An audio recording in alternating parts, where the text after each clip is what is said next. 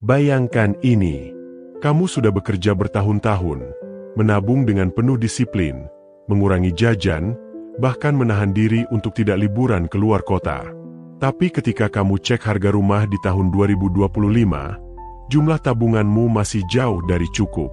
Setiap tahun harga rumah terus naik, sementara gaji yang kamu dapatkan hanya naik sedikit atau bahkan tetap. Rasanya seperti berlari di tempat, bukan?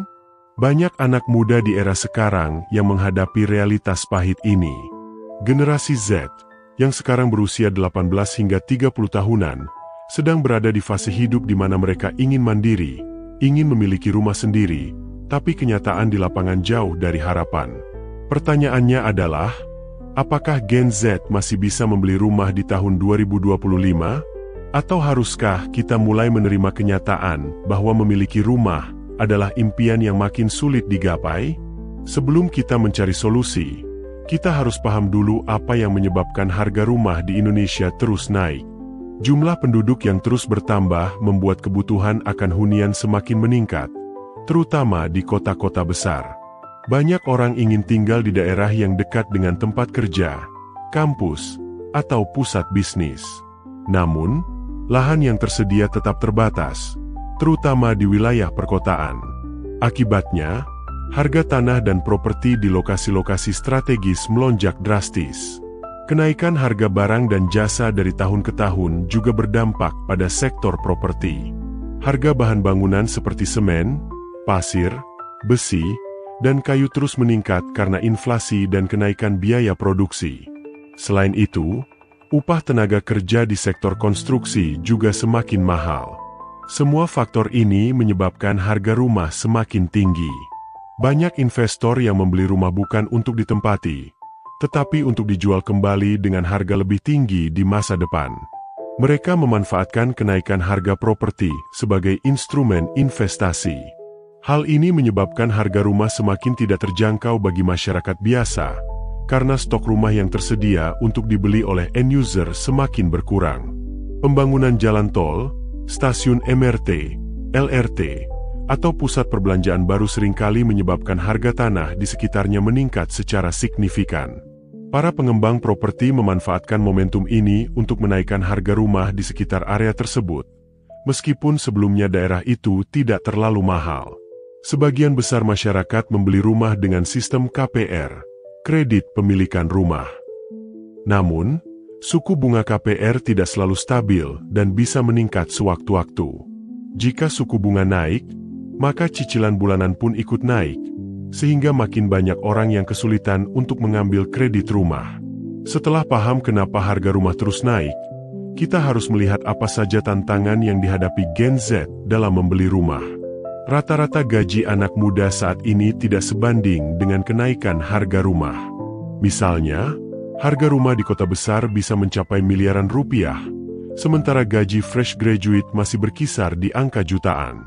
Selain harus menabung untuk DP rumah, anak muda juga harus membayar biaya hidup yang tinggi. Mulai dari sewa tempat tinggal, transportasi, makanan, hingga gaya hidup modern yang kadang sulit dihindari. Generasi sebelumnya mungkin menjadikan rumah sebagai tujuan utama. Tapi Gen Z seringkali lebih memilih pengalaman dibanding aset.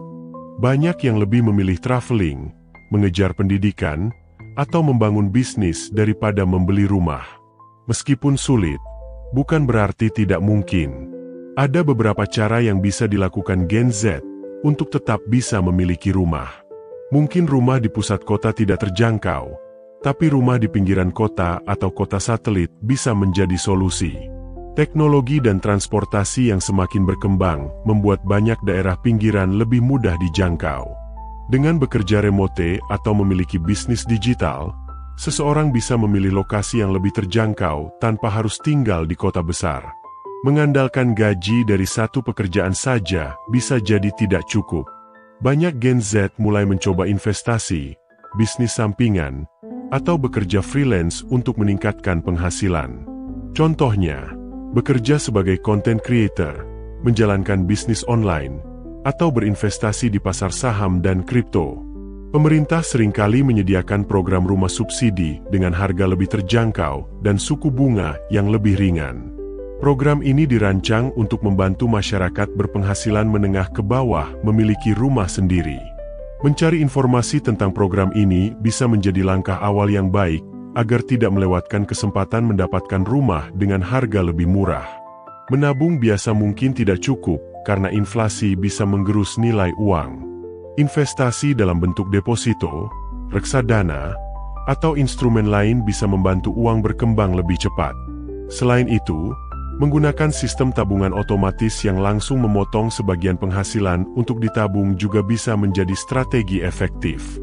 Beberapa pengembang menawarkan skema pembayaran yang lebih fleksibel, seperti cicilan langsung ke pengembang tanpa melalui bank atau sistem rent-to-own di mana sebagian uang sewa bisa diperhitungkan sebagai DP untuk membeli rumah di masa depan.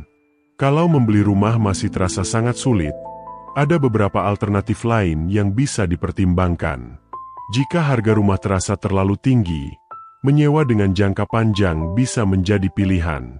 Beberapa orang memilih kontrak sewa 10 hingga 20 tahun untuk mendapatkan harga yang lebih murah dibanding menyewa tahunan. Ini bisa memberikan kepastian tempat tinggal tanpa beban cicilan besar. Tren berbagi tempat tinggal dengan orang lain mulai meningkat di kalangan anak muda. Dengan konsep co-living, biaya bisa dibagi dengan teman serumah sehingga lebih hemat dibanding menyewa sendiri. Selain itu, konsep ini juga memberikan lingkungan sosial yang lebih dinamis. Jika membeli rumah langsung terasa berat, ada alternatif lain, yaitu membeli tanah terlebih dahulu lalu membangun rumah secara bertahap.